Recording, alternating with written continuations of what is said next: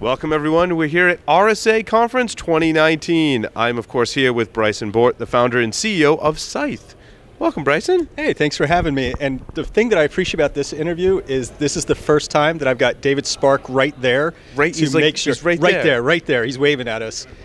You can poke your head in. Come on in. It's making me kind of nervous, actually. Well, you're not the one who's about to have all of his marketing speak judged right on the...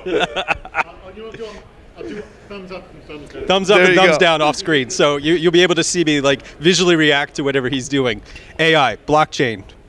I was trying to calibrate you. So, Bryson, tell us about some of the new features that you built into your product recently.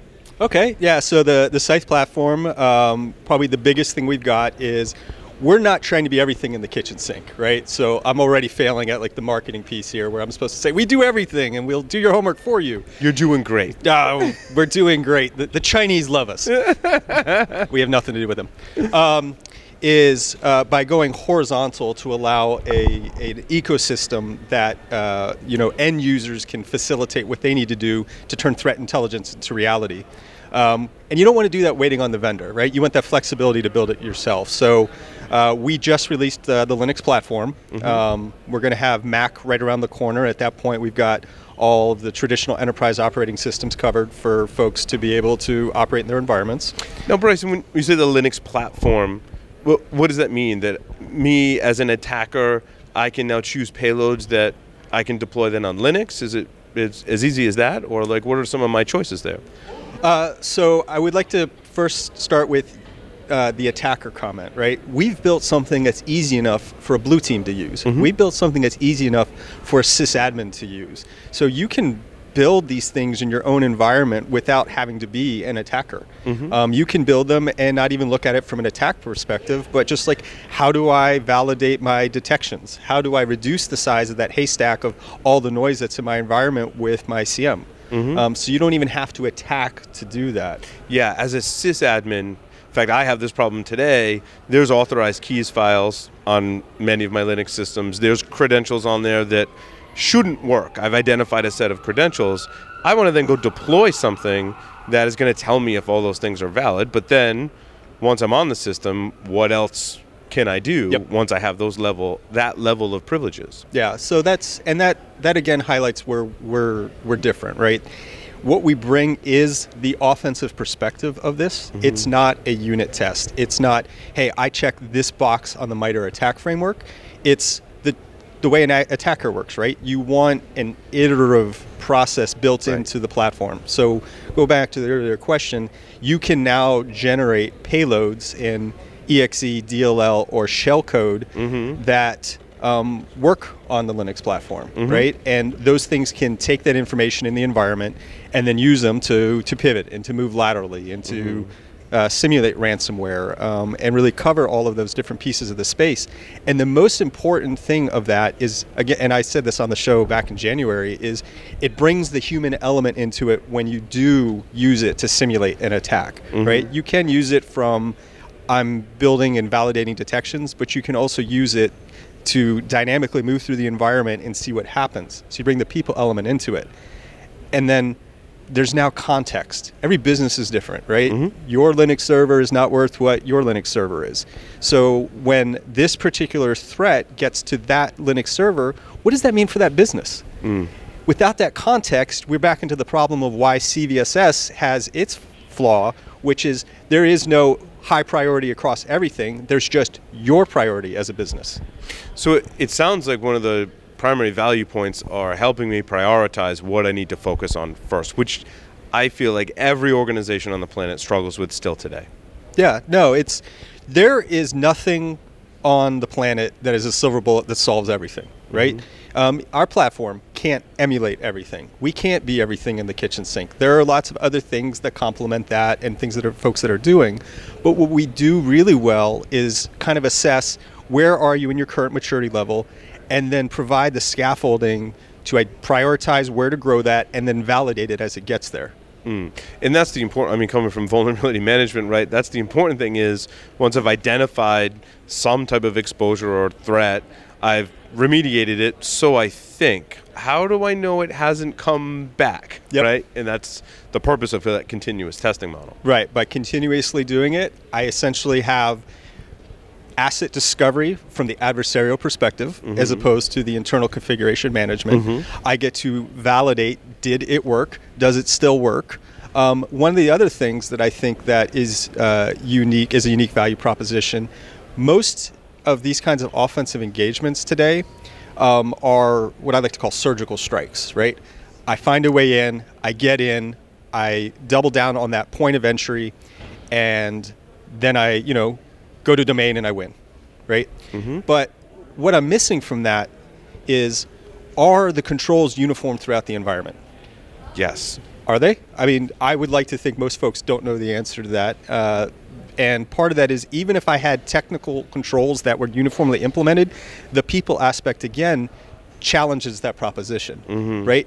Folks, users tend to get around controls because they're constantly going like, well, this doesn't work for me, for whatever reason. Right? And I'm going to, surf for whatever I'm surfing for at the Starbucks without the VPN because the VPN is clunky and it's slow. So, screw the proxy. I'm going to do it this way. And what I like about attack simulation, as it differs from vulnerability management, is sure, I can go look for a vulnerability in my environment, but as you know, many of our audience members know, when an attacker gets in, they use some other kind of technique that doesn't really require a software vulnerability. Now, in your example, right, I've used that one path. How do I automate the testing of that path into every tens of thousands of systems in my environment? That was always my concern as a pen tester, whether it was internal to the organization or external, was how do I know I've identified all those paths? I felt funny when I would leave the report and go, yeah, this is one way, but I don't know where in your environment because I only had a week, right? Yeah, absolutely. There's always that balance of time and resource. And we are the only platform I know that actually looks at the entire thing at scale, right? If your entire enterprise isn't in scope, you're going to miss something. Right. You also said you had Office 365 support on the horizon, or? On the horizon. On the horizon. Roadmap. What does that mean exactly, though? Sure. So today we have Google Sheets and Twitter. And what that means is our payloads can be generated with communication mechanisms that don't just use, say, HTTPS protocol going to something that looks like Google or Twitter or Office 365, but that you actually set up accounts in those ecosystems, and all of the command and control and exfiltration goes through those individual accounts. Extremely difficult to detect still to this day? Yeah. When I was evaluating defensive technologies and my attacker friends described exactly what you just described, I was like, that's really hard. Because especially as your organization gets larger, how do you separate the malicious traffic inside of your Twitter streams when it's all SSL encrypted? This is the core of the challenge for the defender. Attackers aren't bringing super secret squirrel communication protocols to the game. They're hiding in the open. Right? I'm on your wires. If I brought something that's that special, it would stick out like a sore thumb and you would know it was there. So what am I going to do? I'm going to use the protocols you already have. All right, well, plain text HTTP is easy to inspect. So that might be easy for me to blend in, but it's pretty easy for you as a defender to be able to parse that and potentially determine that, hey, these domains or these IPs are out of bounds and there's some strange traffic going on at 3 a.m. in the morning, which is strangely, during the workday at a particular adversarial country. And then the next step, all right, well, I'm going to use HTTPS. So now I'm going to establish encrypted sessions that are going to my domains. And there's some metadata analysis that you can use to determine that. But inspecting it requires for you to split the SSL, so you got to have a proxy, and then you got to be able, so you now have a further level. You have a whole set of new problems, actually. And, yeah, you have a whole set of new problems just to be able to figure out what's going on. And then step it up again. Steganography, Twitter, Google Sheets, Office 365. Those are all, following that range of specific implementations that are even harder to try to figure out those pieces. And yes, we do include steganography as the ability to have all the data exfil and C2 happening over pictures, and you've now got to figure out that's happening in those pictures, and that's the traffic. the point is not that you're building something that is so sophisticated, why am I really stretching that edge case? So much as, again, we're trying to provide that flexibility to help you grow across that maturity level. Well, it's still an excellent use case. There was a story that there was a Twitter account that was posting memes, but it was really data being exfiltrated from enterprises. Yeah. So, yeah. Give me an example of how your product has been helping organizations. A use case, as it were. Your commercials that are running on our shows are fabulous to hear how it's helping people, but are there specific use cases you'd like to share with our audience? We decided for our advertising, what we would do is just have clients that use us say what they think, as opposed to having me come up here and provide the canned speech of, sure. Oh, well, of course we're wonderful because I said so.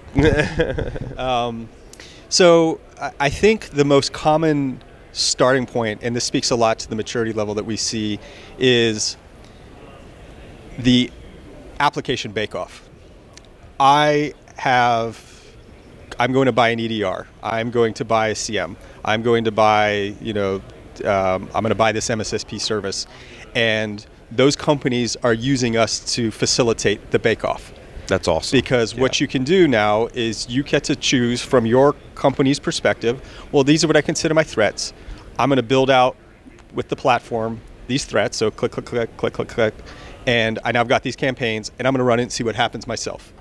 I love that. Having been in that position before, I can manually construct those attacks, but your evaluation time is typically a shorter period of time than you'd normally have, so you can only build so many scenarios. With your tool, I can build a bunch. It's very easy and fit in that time window. Great use case. Yeah. So that's I think the most common one that we see. The other is our enterprises that are looking for a way to, it's more than just measuring defense. It's measuring the investment in defense. I've got all these tools. I've got the staff. I've got these subcontracts for folks to support me, like an MSSP.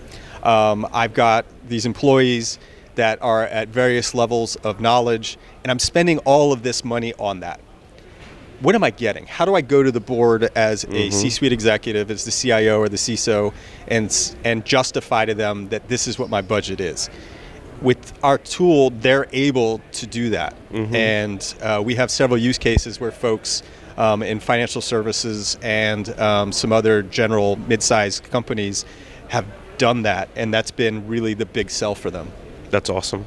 Bryson, thank you so much. Hey, good to see you again, man. You too.